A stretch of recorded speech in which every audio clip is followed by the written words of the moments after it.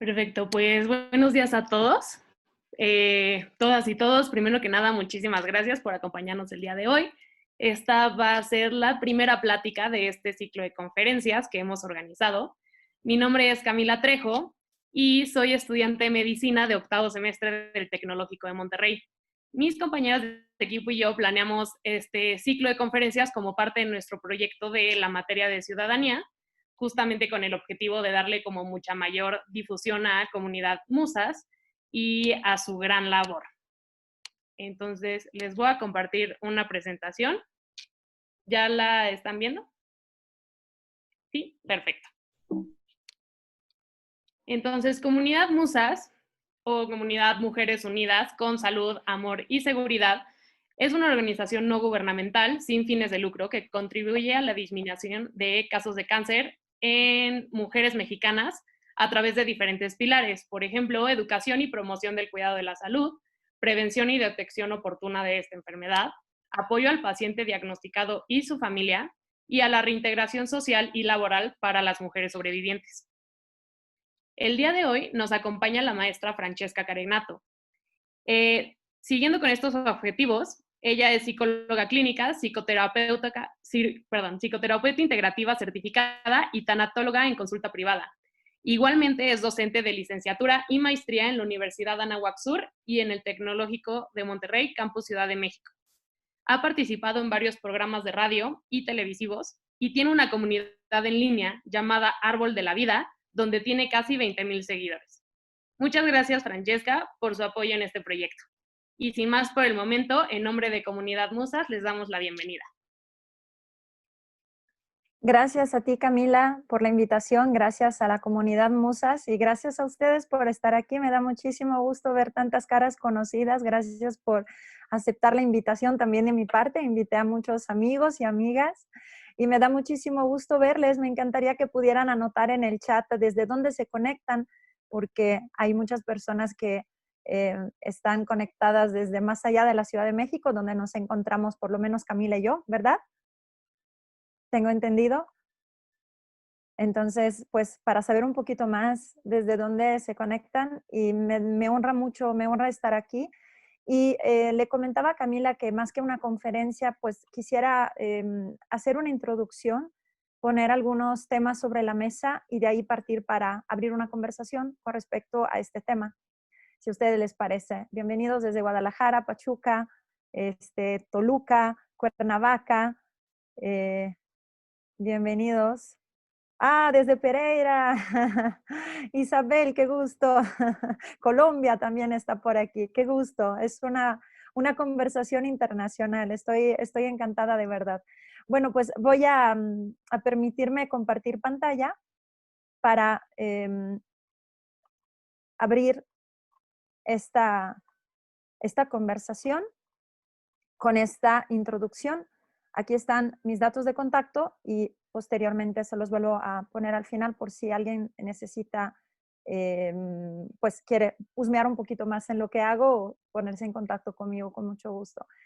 Esta conversación habla acerca de aquellas personas, aquellas mujeres, pero en general personas que reciben un diagnóstico específicamente de cáncer, pero digamos que el tema, yo quisiera ampliar un poquito más al tema del diagnóstico y me voy a dirigir a los diferentes actores protagonistas de esta situación, es decir, cuando una persona recibe un diagnóstico de una enfermedad, de un padecimiento como es el cáncer, hay muchos actores involucrados. Entonces, por momentos me dirigiré al personal sanitario, médicos, enfermeras, trabajadores sociales. Por momentos me dirigiré a los familiares de aquellas personas, familiares y seres queridos de personas que han recibido un diagnóstico y, por supuesto, a los actores protagónicos de esta historia, que son aquellas personas que reciben un diagnóstico específicamente de cáncer, específicamente mujeres, pero digamos que hay muchas situaciones muchas cuestiones que no tienen diferencia de género y otras que sí. Entonces, me gustaría también preguntarles de los aquí presentes, ¿quiénes de ustedes se dedica a la salud? ¿Quién trabaja con personas que padecen alguna enfermedad, ya sea que acompaña a personas con cáncer desde diferentes ámbitos, puede ser desde el psicoterapéutico, desde el médico. Me gustaría específicamente que pudieran escribir en el chat y yo estaré chismeando para poder leer un poquito acerca de esto. Me interesa saber cuántos médicos están presentes el día de hoy. Espero que varios. Yo he invitado a varios amigos médicos. Muchas gracias, Rosy. Excelente. Y bueno, y les pido una disculpa, me adelanté. Muchas gracias también, ginecóloga. Excelente. Y quiero empezar hablando un poquito desde mi lugar, es decir, desde dónde estoy, digamos, desde dónde hablo, porque evidentemente, bueno, la parte profesional, ¿no?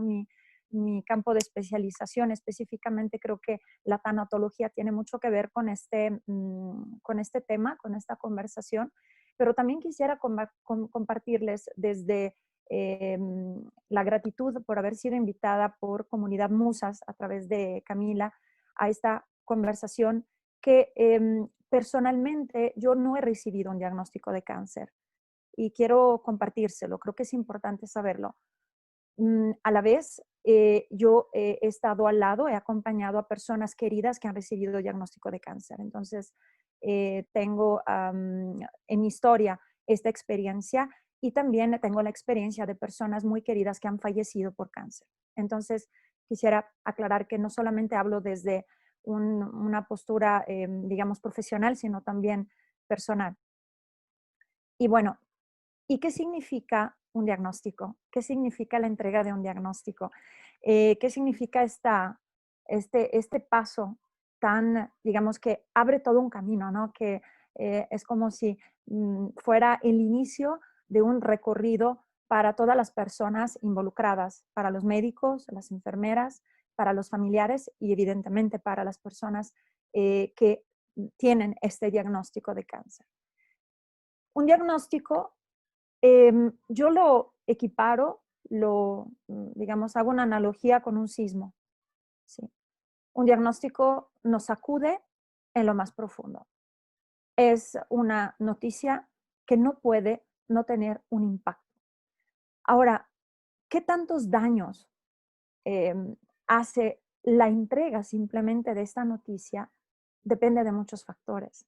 Depende evidentemente de cómo se entrega la noticia, depende del contenido de esta información, qué tan esperanzador es, y depende también de la fortaleza de aquellos edificios que ustedes ven aquí en pantalla, qué tan sólidos se encuentran para poder sentir el impacto, porque no hay manera de no sentirlo, pero poderlo, digamos, poder mantenerse de pie, o que tantas fracturas o derrumbes también provoca este sismo que es la entrega de un diagnóstico.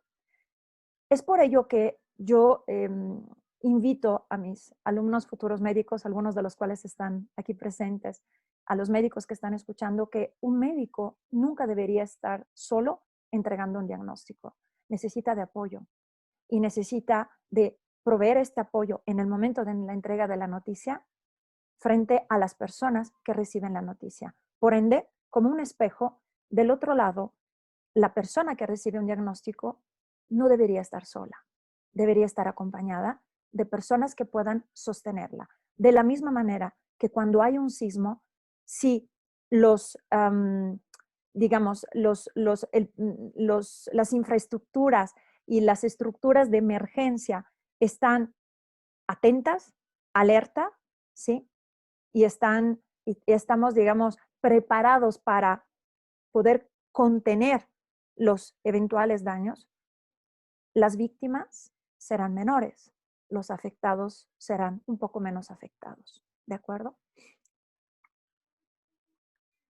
Asimismo, cuando la persona que recibe el diagnóstico escucha acerca de ello, y es importante que los médicos también estén, digamos, consideren esto, que para mí es muy importante. Duele. Escuchar un diagnóstico duele. Un diagnóstico de cáncer duele. Cualquier diagnóstico implica dolor. Dolor no solamente porque es algo inesperado, sino por todo lo que pensamos alrededor de ello y porque es algo evidentemente indeseado. Se relaciona con la enfermedad. Y hay una serie de estigmas en torno a la palabra cáncer, entre otros padecimientos, evidentemente. Entonces, estamos entregando, los profesionales de la salud, una noticia que no hay manera que no duela. No hay manera que, que no tenga un impacto. No hay forma de que nos sacuda en lo más profundo a la persona protagonista del diagnóstico y a sus seres queridos. Y evidentemente a nosotros como profesionales de la salud también. Ahora, ¿a qué equivale también un diagnóstico? Un diagnóstico implica una crisis para la persona que lo recibe y para sus seres queridos. ¿Qué es una crisis? Una crisis es lo que estamos viviendo ahora todavía en pandemia aquí en México y en la mayoría de los países alrededor de México, evidentemente. Implica una situación inesperada, sorpresiva, para la cual los recursos que tenemos habitualmente para hacer frente a las problemáticas cotidianas que se pueden presentar no nos son suficientes. Necesitamos recursos extras, necesitamos herramientas extras. Es como cuando se rompe un aparato en casa. Podemos tener alguna tuerca, algún desarmador, alguna pinza, pero a veces cuando es una ruptura tan fuerte, necesitamos de mucha más especialización y diferentes herramientas para hacer frente a ello. Como cualquier crisis, requiere de, es decir, crea confusión, crea caos en las personas que están recibiendo el impacto de esta noticia. ¿Qué hacemos? ¿Por dónde empezamos? ¿A dónde nos vamos? Es absolutamente esperable la confusión, el caos, es parte de esta crisis. También implica pérdidas, ¿sí? Un diagnóstico en automático es, digamos, la noticia de frente que hemos perdido lo que creíamos que es nuestra salud, que no somos tan saludables como creíamos o que tenemos algo potencialmente lesivo, potencialmente nocivo para nuestra salud y en algunos casos, evidentemente, potencialmente mortal. Entonces, esa es la primera pérdida que vivimos cuando recibimos un diagnóstico, la pérdida de nuestra salud, ¿sí? Y posteriormente se vienen una serie de otras pérdidas, ¿no? Que se relacionan con los pasos siguientes. Hablaremos de ellos en un momento. Entonces, ¿qué sucede cuando me confronto con una pérdida? Una pérdida de algo significativo, ¿no? Yo creía estar bien, no estoy tan bien, me sentía bien, pero los resultados dicen otra cosa. Uno que me tarda un momento para poder aceptar esto. Muchas veces las personas piden un segundo diagnóstico, no una segunda opinión, sino un segundo diagnóstico. Es decir, cuesta trabajo creer en diagnósticos tan inesperados como, por ejemplo, un diagnóstico de un cáncer agresivo en una persona joven, etcétera. Cuesta trabajo creerlo. Entonces, como cualquier crisis, implica que nos sorprenda. A veces estamos en shock durante algunas horas, quizás un día, y vayamos haciendo cosas para aceptar esta noticia, para que nos caiga el 20, como decimos en México, acerca de esta noticia. Y también necesitamos un tiempo para adaptarnos a la pérdida principal y a las subsecuentes pérdidas y a muchas otras situaciones que van cambiando. Todos los cambios implican evidentemente pérdida, ¿no? Cualquier cambio por antonomasia, la palabra cambio es antes estaba de un color, ahora está de otro y por ende perdí el color anterior y ahora tengo otro color. Entonces, todas estas pérdidas y los procesos de adaptación a la pérdida también pueden con mucha frecuencia implicar duelos, ¿sí? El duelo no sucede siempre que tenemos una pérdida, pero cada vez que vivimos una pérdida significativa, de algo significativo, un cambio importante en nuestra vida, este periodo, este proceso de adaptación frente a estos cambios, con frecuencia lo vivimos como un proceso de duelo. Nos adaptamos a estos cambios, tratamos de vivir, ¿no? Aprendemos a vivir con lo nuevo y tenemos tareas que hacer, ¿no? Que tienen que ver con aceptación, con sentir y eso lo vamos a ver también un poquito más adelante. Entonces, porque es una de las razones por las cuales es tan importante que podamos proveer de esta red de profesionales de la salud y de la salud mental a las personas que reciben un diagnóstico, a las personas protagónicas, las personas que tienen el diagnóstico, que tienen el cáncer y a todos sus seres queridos, para poder proveer de este apoyo para contener esta crisis, para tener herramientas, para saber qué puedo esperar. ¿Es normal que me da insomnio desde que recibo el diagnóstico? ¿Es normal que tengo ansiedad? ¿Es normal que no me pueda concentrar? ¿Es normal que lloro todo el tiempo? Para poder contestar a tantas preguntas necesitamos de proveer justamente de estas herramientas humanas, empezando por las herramientas humanas, a las personas que reciben un diagnóstico. ¿Por qué? Porque están enfrentándose a una crisis. ¿De acuerdo? Ahora,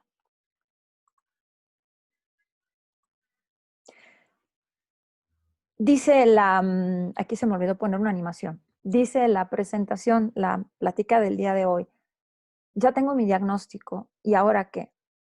Esa sería la respuesta que yo quisiera proponer, entre muchas posibles, el día de hoy. Tiempo, ¿sí? Pongo un momento en stand-by, ¿sí? Necesito pausa, necesito tiempo para poder realizar lo que acaba de pasar, para pensar, para sentir, para despotricar, para compartirlo con mis seres queridos. Necesito tiempo. Yo le sugiero a mis alumnos de medicina una cosa muy importante, que en el momento en que se entrega un diagnóstico, yo recomiendo que pase un tiempo antes de hablar de las opciones de tratamiento, porque una noticia como es un diagnóstico, un sismo, se necesita como ver los daños, podernos adaptar a esta sacudida para después poder seguir con nuestra vida, evidentemente con los cambios de nuestra vida, en nuestra vida que son necesarios frente a este diagnóstico. Entonces, ahora acabo de recibir un diagnóstico. ¿Ahora qué? Pausa, momento, dame chance, ¿no? Déjame recuperarme de esta noticia. Déjame, necesito un tiempo para aceptar siquiera esta noticia. Entonces, este tiempo es importante, es muy importante. ¿Cuánto dura este tiempo? El tiempo que sea necesario. Pueden ser algunos días, pueden ser incluso algunas semanas. Es importante que los profesionales de la salud sean muy claros con respecto a lo importante y lo urgente. No siempre hay acciones urgentes que tomar. La mayoría son muy importantes, pero pueden esperar algunos días. Entonces, es necesario que la persona que recibe el diagnóstico y la familia tenga este tiempo para poder organizarse, ¿no? Pasando la crisis, la confusión, el caos. Parte también de la crisis es la reorganización, ¿no? Y también para poder plantear las preguntas que son necesarias y de manera tal que pueda tener respuestas.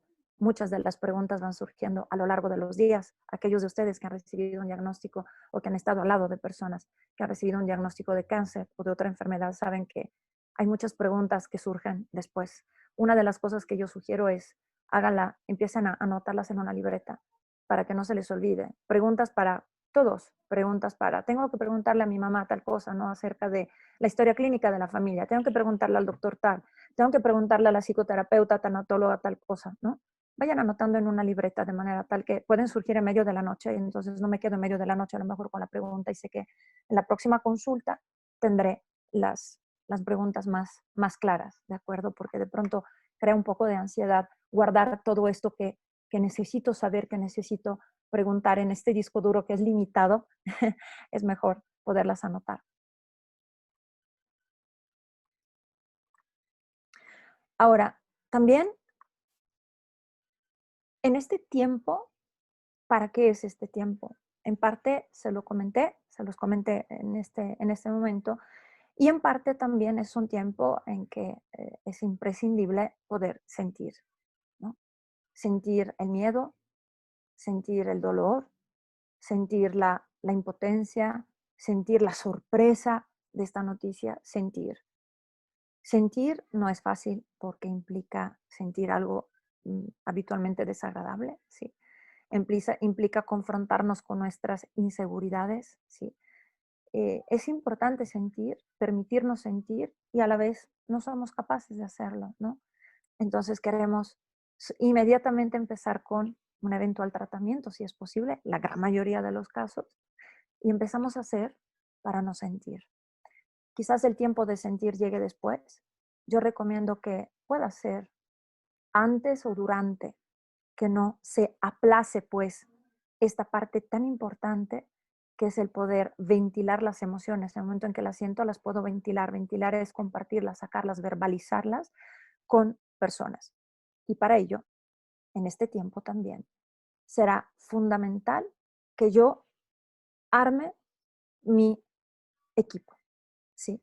Que yo seleccione a aquellas personas que yo deseo, yo que he recibido el diagnóstico de cáncer, deseo que me acompañen en este camino, ¿sí? Y de qué manera quisiera que me acompañaran. Y esto no lo puedo saber desde un principio, porque probablemente es la primera vez que recibo un diagnóstico. Entonces, si una persona me pregunta qué vas a hacer, pues una de las respuestas más obvias es no tengo la menor idea, nunca había tenido un diagnóstico o no tengo la menor idea. Es algo nuevo para mí como para ti. Por ende, no lo sé y no saber está perfecto. Pero es importante identificar en este no saber a aquellas personas en las cuales confiamos y aquellas personas que nos han demostrado a lo largo de la vida que podemos contar con ellas y podemos contar con ellas de diferentes maneras. Y aquí hay algo bien importante que en este momento me dirijo especialmente a la persona que tiene el diagnóstico de cáncer. Con mucha frecuencia tenemos expectativas cuando vivimos una situación extrema, una crisis o una situación como es una enfermedad. Expectativas hacia las personas que queremos. Esperamos que aquella persona que es la mejor amiga o nuestra pareja o nuestra madre, nuestro padre, actúen de cierta forma y se nos olvida que para ellos también es una crisis, que para ellos también es algo nuevo, que para ellos también es una primera vez y que ellos también se confrontan con miedos, preocupaciones, impotencia y frustraciones. Es por eso que es tan importante tener espacios de conversación y no tener miedo de hablar de esto. Con mucha frecuencia, aquellos que acompañamos a personas que tienen alguna enfermedad, nos hacemos los fuertes, porque no tengo la menor idea, pero actuamos este papel sin ser actores tratamos de hacernos los fuertes. Entonces nos ahorramos el compartirle a nuestro ser querido cuánto miedo nos da el poderlo perder, el poderla perder, qué nos preocupa, cuáles son los temores, qué vamos a hacer después. Y una de las cosas que en mi experiencia más le cuesta trabajo a las personas que viven una enfermedad es ver ese silencio, es presenciar y convivir diario con esas conversaciones censuradas. Es como vivir constantemente con un elefante en la habitación, nada más que se va desde la habitación al coche, al a la sala de quimioterapia, el elefante blanco. Porque se empiezan a lo mejor conversaciones, pero el dolor nos embarga, entonces nos censuramos. ¿Por qué no? ¿Por qué no? ¿Por qué no abrir estas conversaciones? Es tan importante para el paciente, la paciente, saber qué pasa en la mente, en los corazones de sus seres queridos, porque muchas veces los que acompañamos a personas que tienen una enfermedad como un cáncer, se nos olvida que ellos nos tienen muchas respuestas y es nuestro derecho hacerlas y su derecho sobre todo saber cómo nos sentimos. Entonces, nos corresponde mucho, les corresponde mucho a las personas que viven con la enfermedad invitar a las conversaciones y decir, no tengas miedo, no temas llorar, vamos a llorar juntos. Yo tengo miedo, tú también me imagino que tienes miedo. ¿Qué miedo tienes? Yo te platico del mío, tú me platicas del tuyo. Y así podemos ir negociando estas conversaciones que son necesarias. A veces es tan difícil para una familia abrir estas conversaciones, entonces un espacio terapéutico ayuda, un espacio familiar ayuda, donde a mí me ha tocado pues invitar a todos los que quieran venir, todos los que quieran acudir al consultorio, todos los que quieran estar en Zoom, todos vamos a ver personas que solo escuchen, personas que hablen mucho y nuestro papel es un poco de poder estimular esta conversación, poder traer, digamos, poner sobre la mesa algunos temas y poder también aclarar algunas dudas ayudar un poco a esta organización también de prioridades, ¿no? En donde con frecuencia la familia también se olvida que la prioridad es el paciente y el paciente necesita, tiene que, debe, voy a subrayarlo porque son palabras que quienes me conocen como alumnos saben que utilizo muy poco y de manera muy parsimoniosa, y es que debe estar en control. El paciente, la paciente con cáncer debe tener el control de todas las decisiones y de toda la información. Y esto lo digo dirigiéndome a la familia primero y dirigiéndome al personal médico también, ¿sí? Es un tema ético y es un tema bioético, ¿sí? Una de las pérdidas que sufre una persona que vive una enfermedad es la pérdida del control sobre su propia vida. O sea, tiene que poner en pausa muchas cosas, como ahorita lo estamos haciendo, por otras situaciones, pero al igual que un cáncer, es una contingencia sanitaria. Y por ende, no tenemos el control sobre nuestros movimientos, sobre nuestra vida social, sobre muchas de las actividades que hacíamos. Entonces, una persona que vive con una enfermedad también pierde el control de muchas cosas. No podemos, no debemos quitarle también el control de la información que conoce, que debe conocer, ¿de acuerdo? Y de las decisiones que puede tomar. Ahora, regresando un poquito a este tema de este equipo, ¿no? Que se está abrazando y que se están poniendo de acuerdo como en un equipo de fútbol americano acerca de cuáles jugadas son las que siguen. Aquí haría falta quizás el papel del quarterback, ¿no? El mariscal de campo sería evidentemente el paciente o la paciente, ¿ok? Y aquí en este equipo también están los médicos, ¿ok? Pero estoy hablando sobre todo, estoy enfocándome, digamos, al equipo de la red de apoyo, ¿no? De la red familiar y de amigos. En esta situación en que a lo mejor esperamos o esperaríamos que tal persona actuara de cierta manera y tal otra persona actuara de otra manera, olvidándonos que justamente como les comentaba, ellos también están lidiando con sus propios miedos, sus propias inseguridades, su propia crisis. ¿De acuerdo? Entonces, aquí sucede algo, digamos, peculiar. Parte de este proceso de adaptación, después de recibir un diagnóstico, parte del proceso de atenderse frente a una enfermedad, un padecimiento como el cáncer, tiene que ver con el estar abiertos a conocernos, ¿no? Conocernos frente a esta situación, porque no sabemos cómo actuamos en crisis hasta que llegue la crisis, ¿no? La primera vez que tiembla es cuando nos descubrimos en esa situación y no quiere decir que la segunda vez actuaremos igual, pero nos vamos descubriendo en cuanto a nuestros límites y alcances como personas que apoyan a aquel ser querido, aquella mujer, aquel hombre que tiene un cáncer, que tiene una enfermedad. Entonces, a lo mejor descubriré que soy pésima para poder hablar de temas emocionales. A lo mejor estoy descubriendo que me cuesta muchísimo trabajo respetar las decisiones de mi ser querido. Yo quisiera que tomara una cantidad impresionante de tratamientos alternativos que yo he leído que son buenísimos para curar el cáncer. A lo mejor he descubierto que soy maravillosa para ayudar en lo práctico, ¿no? En la parte de los papeleos y demás, pero soy pésima para poder acompañar a la persona a quimioterapia. Entonces, esto es algo que tenemos que hacer de manera conjunta. O sea, la persona que está enferma, que se encuentra con la enfermedad en este momento, es importante que pueda detectar los límites y alcances. Y nosotros como red de apoyo es fundamental que detectemos límites y alcances y que actuemos con base en los límites y alcances, porque frente a una crisis no hay todólogos, no existen. Yo, por lo menos hasta ahora, y me ocupo de la intervención en crisis desde hace años, no he conocido todólogos, no he conocido una persona que sea buena en todo, en lo práctico, en lo emocional, en lo moral, en dejar libertad, en escuchar, no lo he conocido. Es por eso que necesitamos de tantas personas, porque cada quien nos va a apoyar a la persona con cáncer de formas distintas. Y yo sugiero ubicar a 3 personas. Si por lo menos tenemos a 3 personas en unos temas que ahorita les voy a comentar, estamos del otro lado. Como se dice en mi pueblo, estamos en caballo, se dice en Italia, siamo a cavallo. ¿Quiénes son esas 3 personas?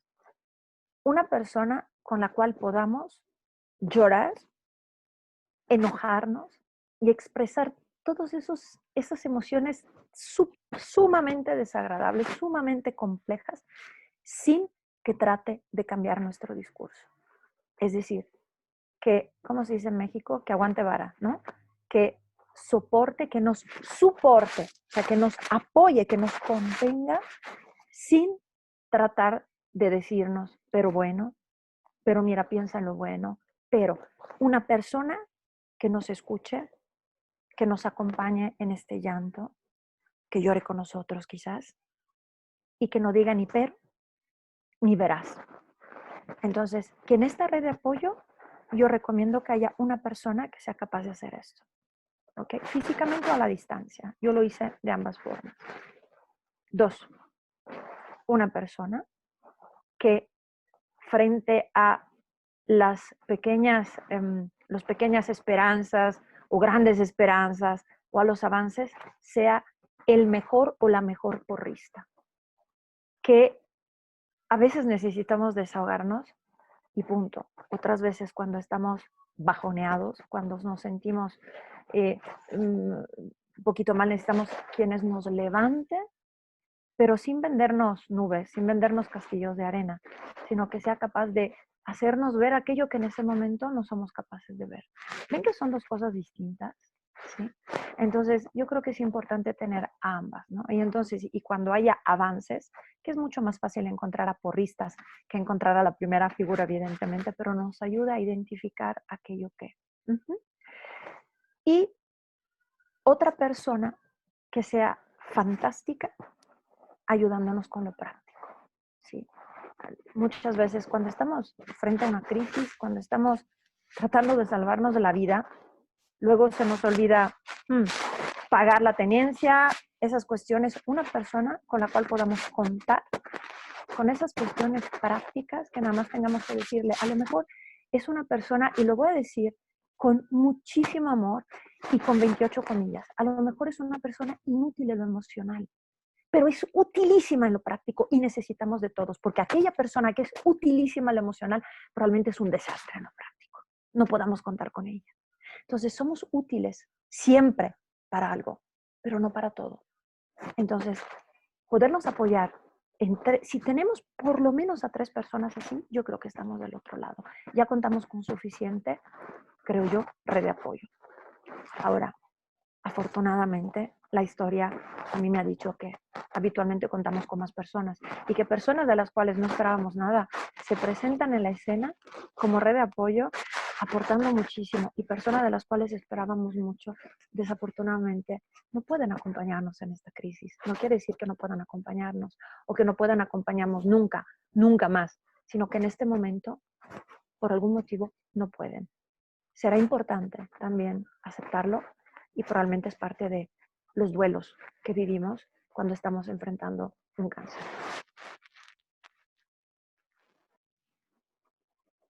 Hay muchas cuestiones de comunicación que ocurren en esta junta, ¿no? Cuando se junta el equipo con el mariscal de campo que da instrucciones, es muy importante que la comunicación sea clara. Un poquito ya se lo comenté antes con respecto a las conversaciones que es importante abrir, y aquí hay una instrucción, digamos, o una encomienda muy clara. Es fundamental que el protagonista, la protagonista de esta situación, la persona que vive con el cáncer, aprenda a pedir, ¿sí? A pedir, y eso es un aprendizaje, porque sabemos qué complicado, ¿no? Muchas veces es infinitamente más fácil dar que pedir, pero en este momento es parte de esta aceptación, de asumir que yo soy la persona que tiene cáncer, yo tengo necesidades, necesito pedirlo. No quiere decir que si la pido, lo recibo, en el momento en que lo reciba, de la persona en que lo reciba, pero es importante, poder aprender a hacerlo. Y muchas veces, me regreso, para las personas que acompañamos, una de las cosas con las que tenemos que vivir frente a esta comunicación es el no saber. ¿Qué más deseamos los que queremos a alguien que tiene un padecimiento de este tipo, que nos diga qué podemos hacer nosotros para ayudarle? Y qué difícil es aceptar que muchas veces no lo sabe. No sé en qué me puedes ayudar. Entonces, será importante poder trabajar en nuestra paciencia y tratar de tener esta sensibilidad para poder estar sin hostigar, para poder estar sin necesidad de hacer. Y eso, para la red de apoyo, es una de las cosas más difíciles.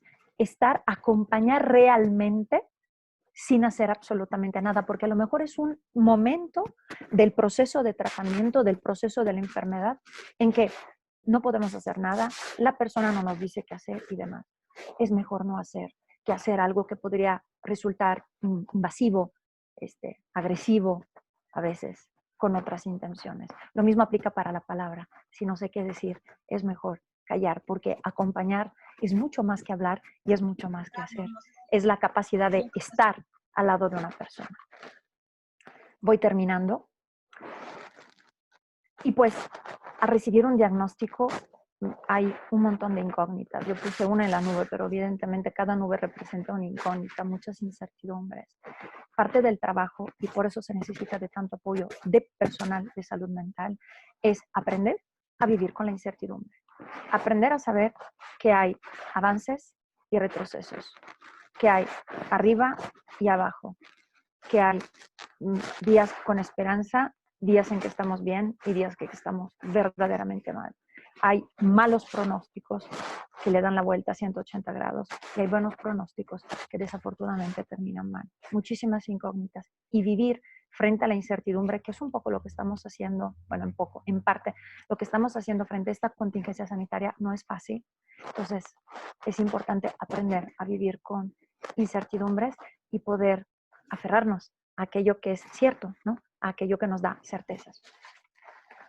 De la misma manera, otro aprendizaje es poder hacer un paso a la vez. Un paso a la vez para las personas que viven con cáncer y para las personas que son parte de la red de apoyo, de los allegados, aprender a hacer un paso a la vez. Por último,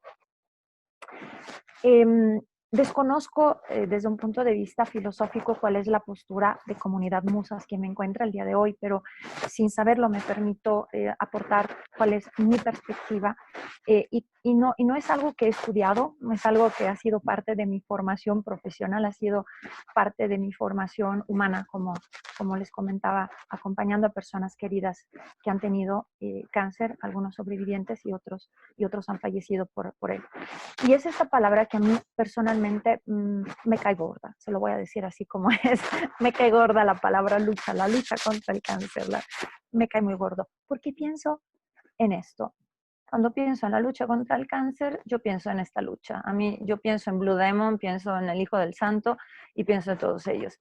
Y la verdad es que yo no soy luchadora y no tengo personas cercanas que son luchadores, ¿sí? Y porque la palabra lucha implica que hay un enemigo, ¿sí? ¿Y qué pasa? ¿Qué pasa cuando luchamos contra un enemigo que está dentro de nosotros? O sea, a mí se me hace algo complicadísimo, complicadísimo. Entonces, prefiero no hablar de la lucha contra esta enfermedad. Pienso en este diagnóstico, en tener un tumor. También la palabra tumor tiene un poquito menos peso que la palabra cáncer, son sinónimos prácticamente, pero tiene un peso distinto, entonces es importante también poder utilizar sinónimos y demás. Y cualquier otra metáfora que ustedes quieran, pero lucha implica mucho desgaste de energía. Y no quiero decir que no sea así, pero es algo que tenemos en este momento, ¿no? Como cuando tenemos algo bueno en nuestro cuerpo, como cuando tenemos un hijo que se está gestando en nuestro cuerpo. Es algo que tenemos de manera provisional, de manera, pues no sabemos cuánto tiempo lo tendremos, no sabremos si sobreviviremos, pero esta cosa que está dentro, no sé. Yo acostumbro no hablar de la lucha contra el cáncer justamente para evitar cargar esta noticia, este diagnóstico con más negatividad de la que ya tiene socialmente en nuestros pensamientos y demás. ¿Qué palabra utilizo? No tengo una palabra específica, depende de cada caso y con mucha frecuencia invito a los pacientes a sacar su propia metáfora y sus propias palabras. Entonces, bueno, de aquí dejo mis datos, dejo de compartir la pantalla y pues pensaba tardarme un poquito menos, pero de cualquier forma, pues estoy abierta a que puedan seguir ustedes la conversación con algún comentario, alguna pregunta.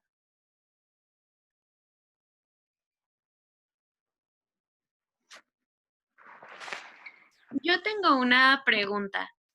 Sí. Sobre el apoyo familiar, ¿hay algún tiempo en el que pueda llegar a ser limitado? O sea, que este apoyo llegue a agotarse o cuánto tiempo puede pasar de que sí da el apoyo al principio, pero después ya lo deja. Ok, eres Lourdes, ¿verdad? Porque se iluminó tu pantalla, no tienes la cámara prendida, pero es Lourdes. Muchas gracias, Lourdes. ¿Te puedo preguntar desde dónde te conectas y a qué te dedicas?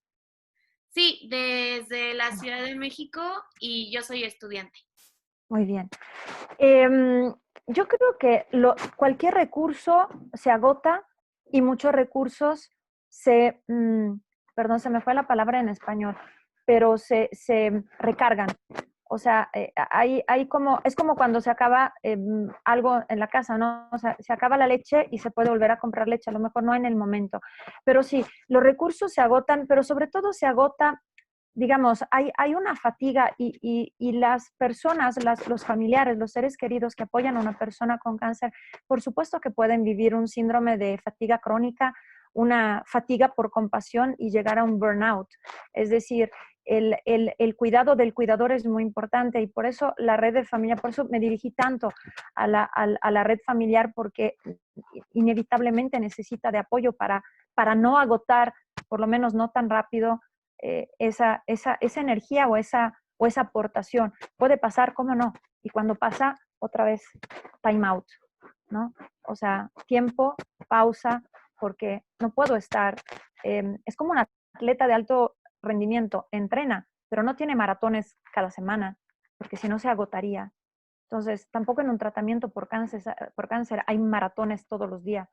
Hay pequeñas, ¿no? Como hay carreras de 5 kilómetros, otras de 21, otros que son maratones, y hay personas que no pueden llegar a terminar el maratón justamente porque se agotan antes. Es comprensible. Es importante que haya relevos, ¿no? Que podamos identificar aquellos relevos. Muchas veces los identificamos, muchas otras veces se presentan solos. Eso es fantástico. Perdón que no había leído el mensaje del micrófono, espero que no se haya perdido mucho, que chocaba contra la ropa. Gracias, Lourdes, espero haberte contestado. Sí, gracias.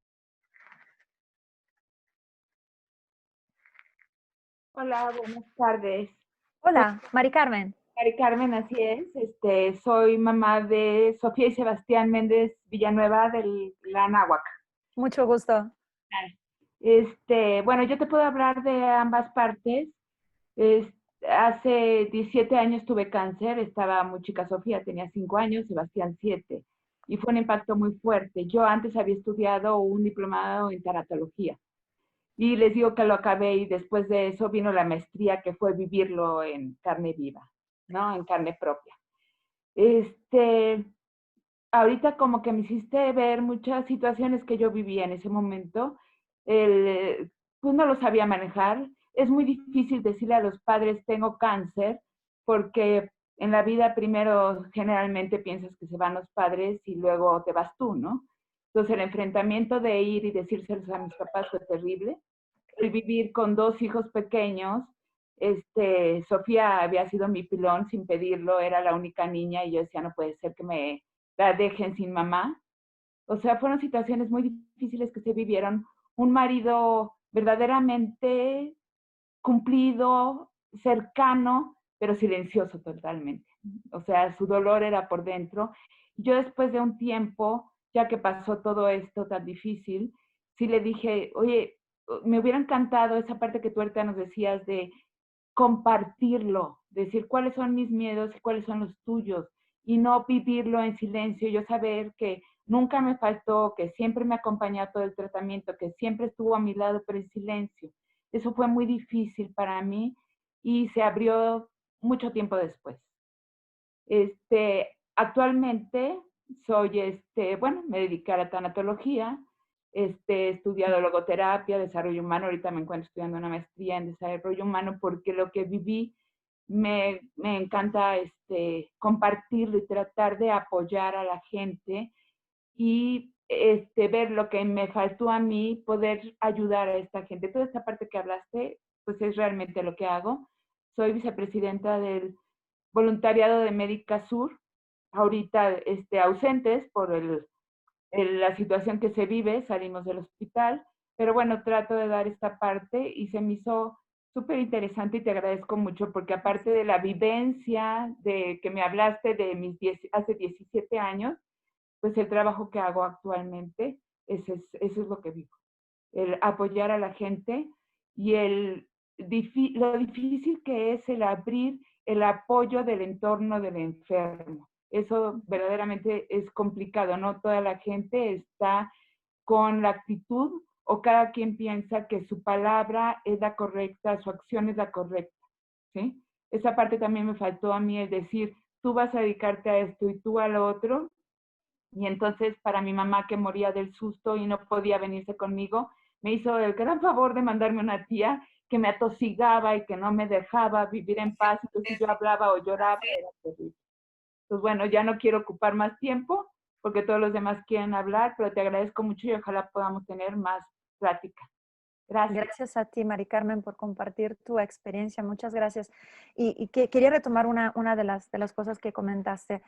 Y esa experiencia de tener un esposo tan presente, tan cercano, y ese pero que pusiste, ¿no? Pero silencioso, cómo revela nuestras expectativas, ¿no? Es decir, lo que pueden dar los demás, los seres queridos, qué difícil hacer que nos basten, ¿no? Qué difícil, porque esperaríamos, además de lo que nos pueden dar, un poco más. Y es difícil poder respetar los límites y alcances de cada persona. Para la postura del silencio es una postura de supervivencia. Y aquí sí una cuestión de género, es mucho más frecuente en hombres, evidentemente, en el género masculino, y es una postura, repito, de sobrevivencia, porque la persona que guarda adentro y que en su momento, eventualmente, podrá destapar, podrá ventilar, si lo hace en el momento, se rompe. Es decir, ventilar es algo que es tener enfrente mis miedos, mis preocupaciones, ¿no? Pues mejor me las guardo porque sé que si las saco, porque me conozco y sé que si las saco, me voy a romper. Ahora necesito estar entero, entonces estoy como estoy. Entonces, qué importante poder aceptar lo que recibimos de los seres queridos, agradeciendo lo que recibimos de los seres queridos, más que ponerle peros, ¿no?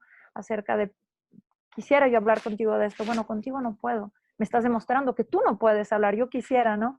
Pero ¿con quién más sí puedo hacerlo, ¿no? Okay. Muchas gracias a ti. A ti, gracias.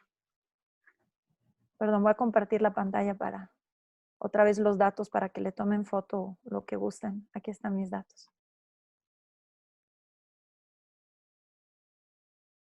Pueden activar su micrófono o levantar la manita virtual que está en participantes, donde está su nombre, como ustedes gusten.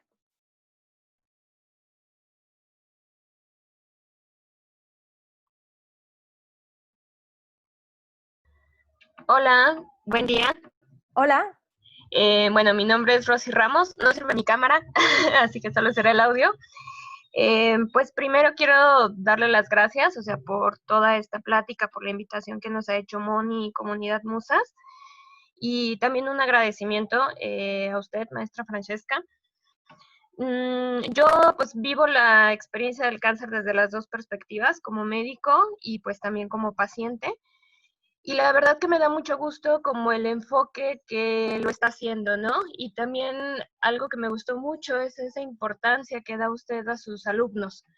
El decirles que se acerquen al paciente, que lo escuchen, que den ese tiempo, porque muchas veces pues se nos olvida, médicos, ¿no? Somos muy técnicos, somos a veces cuadrados, porque así no lo exige la misma carrera, ¿no? Pero se nos olvida que hay pues todo un mundo de emociones hacia el paciente, ¿no? Hacia cómo está recibiendo la noticia, cómo lo están procesando sus familiares. Y me gustó mucho esa parte o ese consejo que usted les da de que esperen un poco antes de comenzar a platicar de las opciones de tratamiento, porque para nosotros es como un automático, ¿no? Es decir, tienes cáncer, pasa esto, y esto es lo que podemos hacer. Pero el paciente se quedó en la primera frase, en el tienes cáncer, ¿no? Y espérame, o sea, ¿qué va a pasar? ¿Me voy a morir? ¿Qué es lo que va a suceder, no? O sea, otra cosa que, pues esa parte del trabajo multidisciplinario, ¿no? Y hacérselo ver a las nuevas generaciones, de que todos somos un equipo y por algo cada quien escogemos una especialidad, un camino, una carrera, para irnos complementando unos a otros, ¿no? Y nunca, nunca, nunca, pues juzgar al paciente respecto a la atención emocional. Eso es algo, yo recuerdo mi primera consulta, que yo, o sea, como paciente, y les pedí ese apoyo, les dije, ¿me podrías mandar a psicología? Porque pues sé que lo que se viene es algo tremendo, yo estaba todavía cursando, estaba en el R3 todavía de la especialidad, y recuerdo mucho que cuando me mandan a psicología me dicen, bueno, ¿por qué es que te mandan? Es que no es normal que un paciente pida ayuda. Yo me fui para atrás, ¿no? Y creo que ahí es donde nos falta a nosotros como personal de salud entender que todos son emociones, que también se vale que hay días malos y que el paciente va a estar triste y que el paciente tal vez no va a desear algo, pero es un trabajo en equipo, es un camino de acompañamiento, es un camino de ir construyendo. Y también esa otra parte que usted nos comentó, de esas 3 personas que son los pilares, me causó como mucha emoción porque en lo que usted me iba platicando, yo iba identificando quiénes fueron esas personas o quiénes son, porque aún estamos en ese camino, quiénes son esas personas en mi vida, ¿no? Y cómo de una forma u otra las buscas y son esos pilares para ir creciendo. Entonces, nuevamente, pues muchas gracias, muchas felicidades, me gustó mucho el enfoque y lo que también está dando como esa semillita a las nuevas generaciones. Eso, la verdad, a mí me da mucho gusto porque es ir creciendo todos en conjunto, ¿no? Para dar una mejor calidad de vida y calidad de acompañamiento a todos.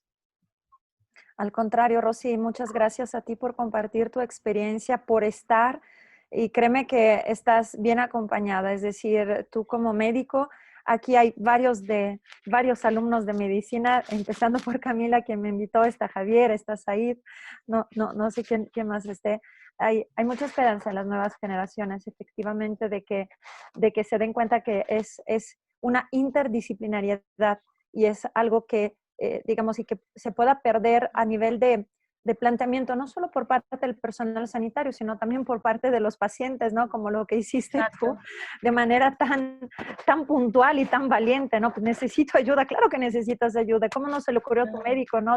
Tenerte esta ayuda, el poder asimilarnos, ¿no? Y espero que esta contingencia sanitaria sea parte de ello como desde nuestros alcances y límites profesionalmente hablando, ¿sí? Entonces, es como, igual pasa a los psicoterapeutas, ¿no? Que no refieren a psiquiatra, porque no, primero vamos a verlo nosotros, a ver ya si no funciona. No, es que no es si no funciona, tenemos que trabajar en conjunto. Yo me encargo de una cosa, tú te encargas de otra. O sea, no es o sea, es una suma, ¿sí? Y una persona que vive con cáncer necesita de todo el apoyo posible. ¿Cómo vamos a negarles este apoyo? ¿Cómo como médicos vamos a negarles apoyo? Nosotros, o sea, ustedes como médicos necesitan todo el apoyo posible para dar esta noticia. Necesitan, no tienen un semestre para poder aprender de tanatología médica. No tienen un semestre para aprender a cuidarse. Entonces, bueno, esa sería un poquito la invitación de que inviten a más psicólogos a dar clases de medicina, como en el TEC, por ejemplo, afortunadamente somos cada vez un poquito más, estamos picando piedra. Qué gusto. Esto es muy bueno porque yo creo que es lo que nos hace crecer a todos, ¿no? Como equipo, como pacientes, porque yo creo que también como paciente cuando lo vives, te abres a poder compartir con otros pacientes que vas conociendo, decirles, oye, yo estoy yendo al psicólogo o al psiquiatra y fíjate que me está funcionando, ¿por qué no lo intentas tú, no? Y empezar a abrir ese camino y quitar ese estigma. Muchas gracias. No sé si hay tiempo para un comentario o pregunta más. Hola, Sí. Francesca. Hola. Soy Mónica Trujillo de la Ciudad de México y soy la fundadora de Musas. Encantada, Mónica. Te quiero decir que no quería hablar antes que tú, quería verte, escucharte y me tienes así como con un nudo en la garganta. Ha estado padrísimo todo lo que has comentado.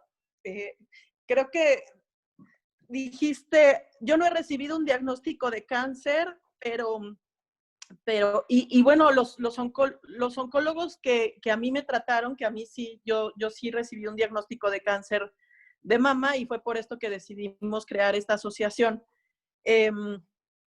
creo que todos los oncólogos con los que a mí me ha tocado conversar tampoco han recibido personalmente un diagnóstico de cáncer, y por eso es que es tan complicado el generar la empatía en cómo se dan este tipo de noticias.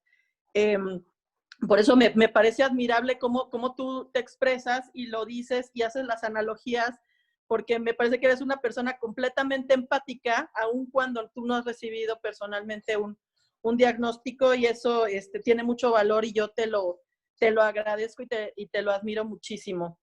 Mencionabas, me gustó mucho la analogía del sismo, ¿no? Del edificio dañado. Y eso es lo que nosotros como comunidad Musas queremos precisamente reforzar, esas estructuras dañadas, pero desde antes. Cuando nosotros decidimos crear esta asociación, pues uno fue a partir de mi experiencia personal y de darme cuenta de toda la falta de información que había precisamente para acompañarnos, ¿no? Porque tú puedes decir, selecciona a 3 personas que te ayuden en esto. Y lamentablemente, para mí, gracias a Dios, tuve la fortuna de sí tener a mi alrededor a estas personas, pero hay mucha gente que al revés, o sea, las personas que tiene a su alrededor son las que las tienen dañadas desde su estructura. O sea, a mí se me han acercado señoras que me dicen, es que a mí lo que me da pavor es que se me caiga el cabello porque de por sí mi esposo ya me engañaba o me maltrataba o me humillaba. Entonces, imagínate vivir en un entorno en el que de por sí tú ya estás frágil interiormente, físicamente, emocionalmente, y después te dan un diagnóstico de este tipo. Bueno, o sea, te derrumbas por completo, ¿no? Entonces nosotros, pues primero quisimos hacer una comunidad para ayudarle a la gente y decir, pues aquí estamos, ¿no? Y podemos ser una persona o muchas personas las que te ayudemos.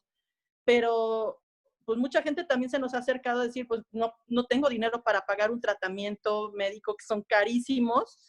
Y bueno, como asociación civil sería muy difícil poder pagar un tratamiento. Por eso lo que nosotros estamos buscando y enfocándonos más es a prevenir, a reforzar esas estructuras desde antes. ¿Cómo hacer que una persona esté fuerte y que desde antes puedas identificar quiénes son esas personas que están alrededor tuyo, para que en el momento de cualquier crisis, como bien decías, como lo que estamos viviendo hoy, ¿no? Hoy es una crisis, no necesariamente tiene que ser un cáncer, pero de quiénes te rodeas para estar fuerte en tu estructura, y que cuando te venga cualquier cosa, se llame cáncer, diabetes, COVID, sismo o huracán, pues no te tumbe, ¿no? Entonces, me parece padrísimo que Camila haya hecho la magia de que lleguemos a ti y que te sumes, ¿no? Y que empecemos a hablar más con gente. Hoy siento que hay gente aquí que entró que bueno, o son médicos o de alguna manera ya recibieron algún diagnóstico. A mí me gustaría más que lleguemos a más gente que no tiene la menor idea de que le va a dar cáncer o que le puede dar cáncer en algún momento de su vida, y pues que se vaya reforzando desde antes, ¿no? Muchas gracias por todo. Estuvo padrísima, increíble todo lo que dijiste, me encantó. Ay, Moni, al contrario, gracias a ti por tanta generosidad en tus palabras, de verdad.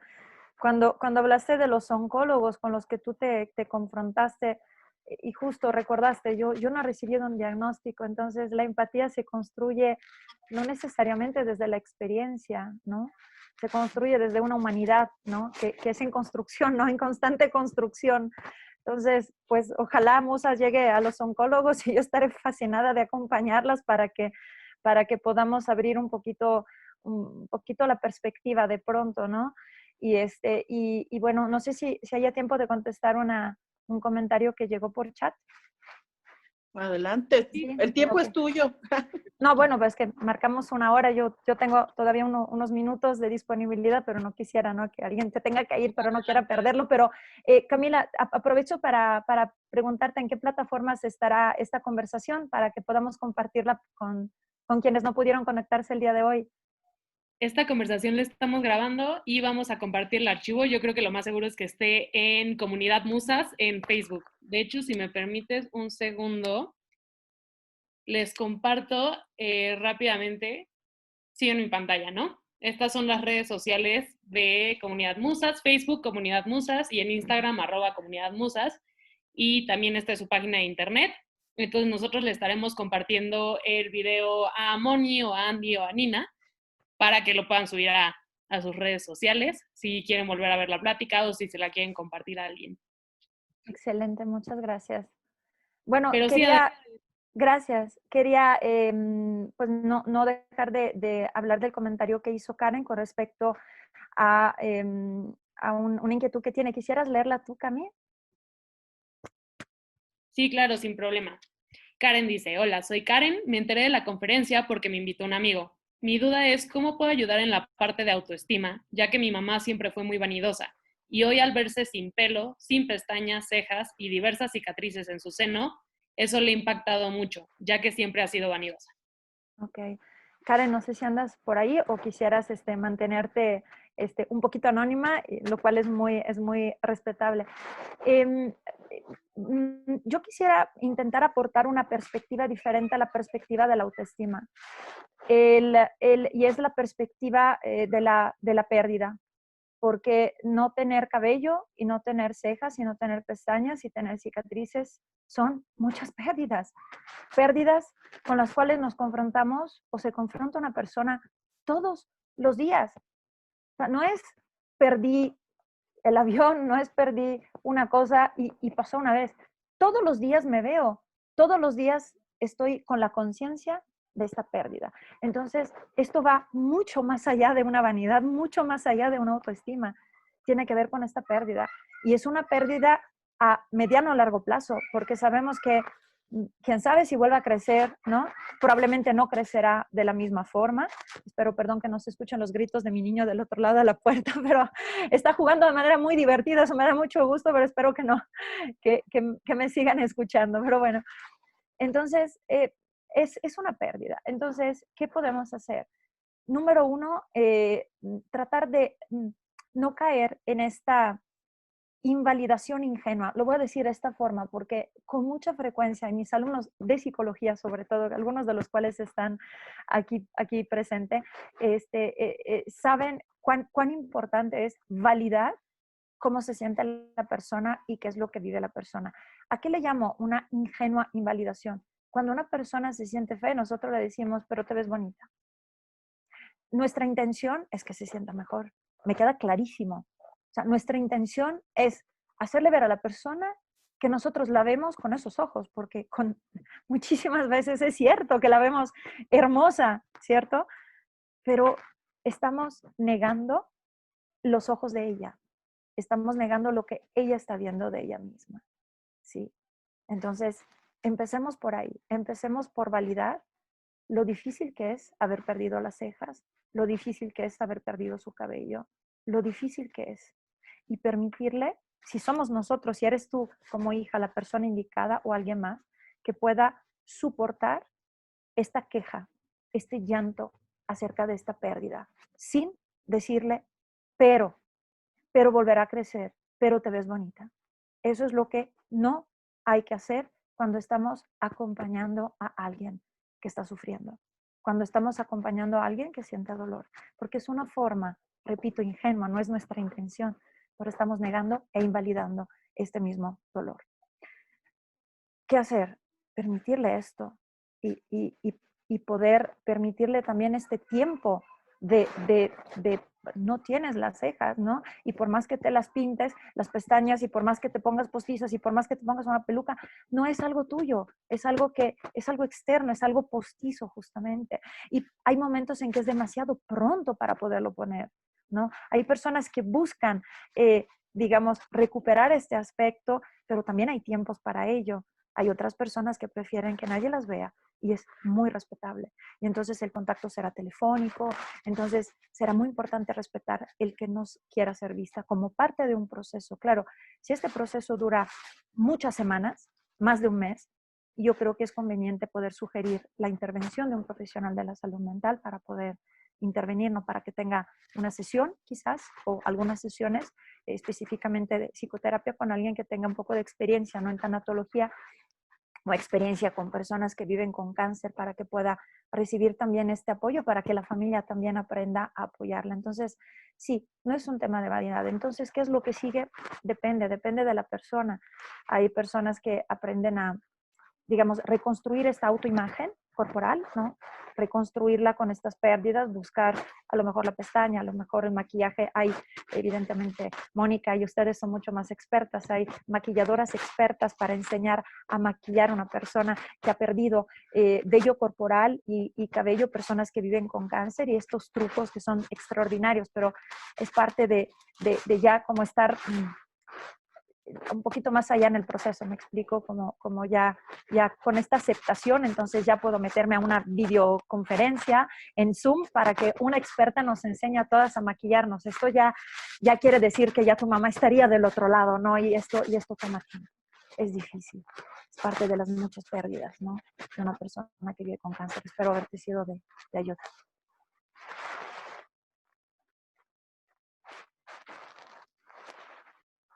No sé, Camila, si haya otra pregunta o si vamos cerrando. Pues si no hay ninguna duda o comentario, sí, pues me interrumpe con el micrófono abierto, no hay ningún problema. Pero pues primero que nada, darte muchísimas gracias, Francesca, por apoyarnos en este proyecto, y a Comunidad Musas, de verdad te lo agradecemos muchísimo. No sé si Moni o Ani o Nina quieran decir algo.